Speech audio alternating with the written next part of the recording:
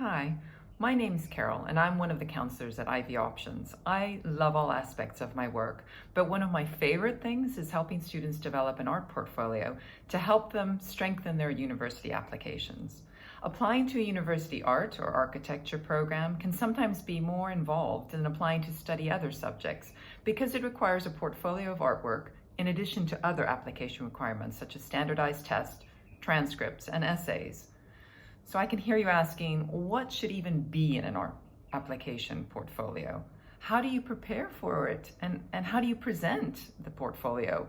What gives me the best chance of being accepted by the art school or university program of my dreams? Why do we even need an art portfolio? Well, we put together this short video to answer some of these questions and introduce you to what university visual art, architecture, and design programs often require as part of the admissions process. It can also be used as a guide for those wanting to add more depth in their applications for engineering through a maker portfolio. Art and design schools, universities, and colleges usually require a practical art portfolio as part of the application process, in addition to the academic requirements. This often includes a personal statement, or what is called an artist statement, and will sometimes involve an art interview. So what does this all mean? Well, basically, a portfolio is simply a selection of artwork that represents an artist's strengths and demonstrates the skills needed for them to succeed in the university art program and beyond. The University of Arts London gives the following definition of an application portfolio. At UAL, we like to think of a portfolio as a window into your world through which we can see your skills, personality, and potential. It's a collection of work demonstrating how your creativity has developed over a period of time. It shows your ability to work with different materials, themes, and techniques, as well as how you research, develop, and plan your ideas. A portfolio should be professional, but ultimately human. We want to see you amongst the pages. Just as every student is different with their own individual strengths, experiences, passions, and ideas, every school has different requirements and expectations. And while some universities have strict criteria when it comes to preparing an art portfolio, others are open and flexible. This can sometimes be confusing. Even when criteria is clear, applicants may feel overwhelmed and sometimes wonder what to create or what media to use and how to select and present their work. Producing an art portfolio is actually a cumulative process. Ideally, a student will have been sketching, painting, sculpting, photographing, filming, and documenting all their creations for some time.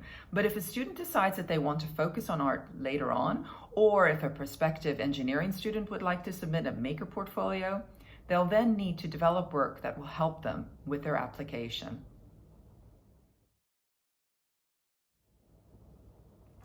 Most art colleges and universities with art and design programs require a portfolio for admission because they're looking to see if you have some previous experience in the visual arts. A portfolio will help universities make sure that the student has the visual skills and design thinking needed to succeed in their chosen program. Freshman or first-year art classes, usually called foundation classes, and first-year architecture, fashion, or filmmaking classes can be demanding and sometimes overwhelming for students who don't have much art experience. This doesn't mean that you have to have perfect techniques and lots of finished pieces. Universities want to see your sketches and observational drawings because they're snapshots into your visual thinking and your personality. Portfolios also demonstrate your commitment to and interest in your chosen field. This could, for example, take the form of mood boards and sketches and photographs for a costume that you designed for a school play. Or it could be the research and sketches of the ideas and videos of the solutions you may have had for a project you want to use for your maker portfolio.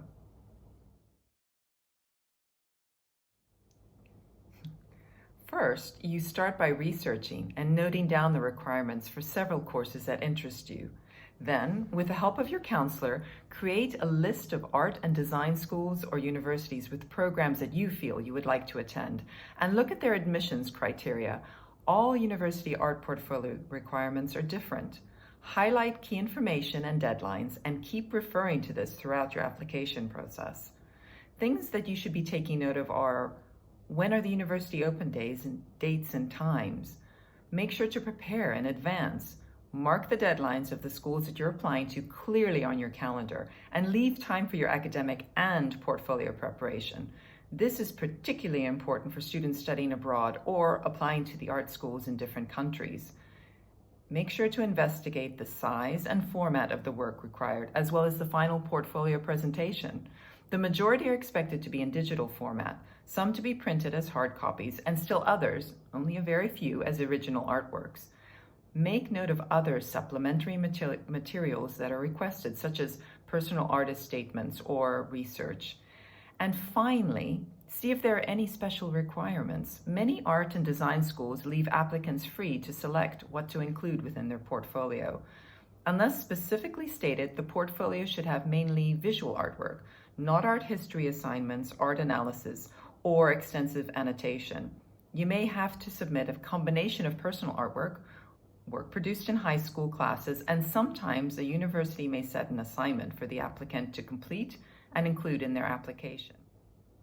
So for example, this year, the Rhode Island School of Design applicants had to respond to an assignment that has a two-part response. First, an observation of a natural phenomenon of the student's choice represented in any media and size. Then, a second response that documents a transformation or alteration of the first response. Again, no limits to what you do, what this would entail, and what size it could be. And then another example is Parsons, the new school. They have what is called their Parsons Challenge, and they ask prospective students to create a new visual work based on a portfolio piece, supported by a 500-word essay documenting the development of their ideas and the process taken. Again, any media is acceptable: drawing, video, photography, sculpture, 3D work, collage, and digital image.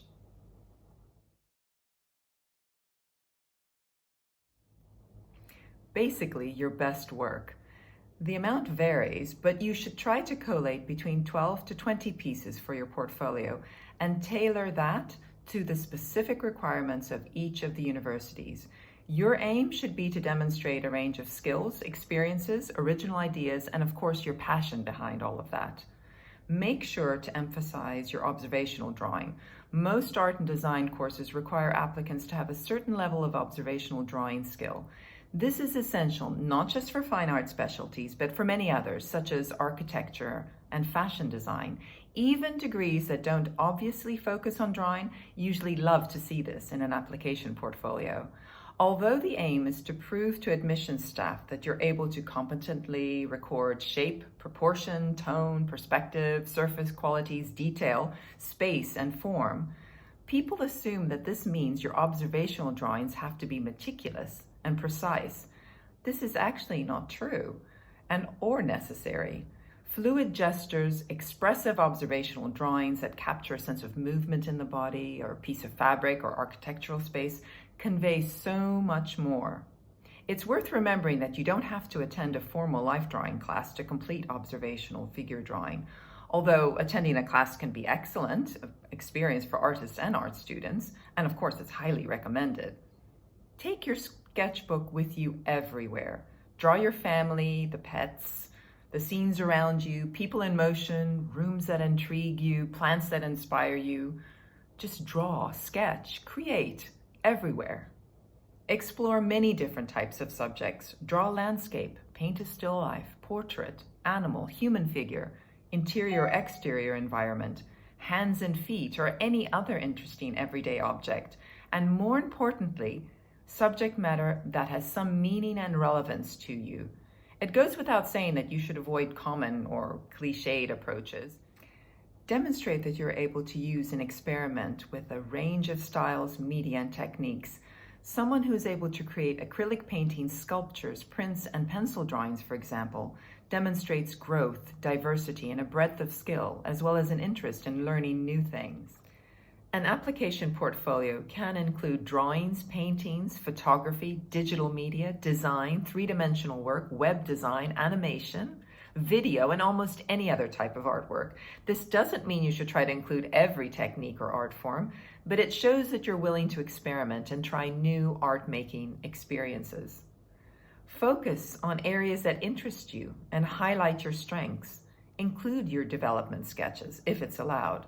Some art schools, particularly in the US, require that every piece in your application be a finished, realized work. Others, particularly those in the UK, love to see process, developments, or sketchbook work. If an art or design school specifically states that this material is permitted, this is an excellent opportunity to flaunt your skills, commitment, and depth of knowledge. The research and processes you use to develop your work are often as important as the final work itself, and allows the reviewer to understand your work in context and the process you took to develop it. This helps colleges and universities to understand how you think, the ideas and meaning behind pieces, for example, and see that you're able to take an idea from concept and develop it through to a final resolution. It provides evidence that you're able to analyze, experiment, explore, and trial different outcomes and make sound, critical judgments. Finally, be original. It's important to remember that artistic skill has to work alongside creativity, original ideas, and a sense of visual curiosity. In other words, technical skill is no use if you can't think of how to use it in a unique, interesting way. Someone who's able to generate original and captivating ideas that rip into your heart and soul is far more appealing than someone who produces dull, predictable, yet technically excellent artwork. Although skill is an important asset and a certain level is necessary, applicants to colleges and universities and art schools shouldn't aim to copy, but create exciting, unexpected visual outcomes. To achieve this with your portfolio, there are 4 key points I want to conclude with. Be experimental, try different things, and push techniques, materials, and technology in innovative and unexpected ways. Make art about something. Visually communicate ideas rather than just laboriously depicting a scene. Demonstrate your intellectual potential. Be yourself. Reveal your personality and interests. Never submit art that's an imitation of someone else's, and aim for artwork that's new, fresh, and about something that matters to you. Your portfolio should be individual to you. Let your portfolio reflect your strengths, interests, and experiences, and represent who you are. And finally, communicate your passion, commitment, and enthusiasm for what you are doing and what you would like to do. So I hope this was helpful. If you have any questions or need more information about developing your portfolio, please contact us. We're here to help and make the process easier. Thank you.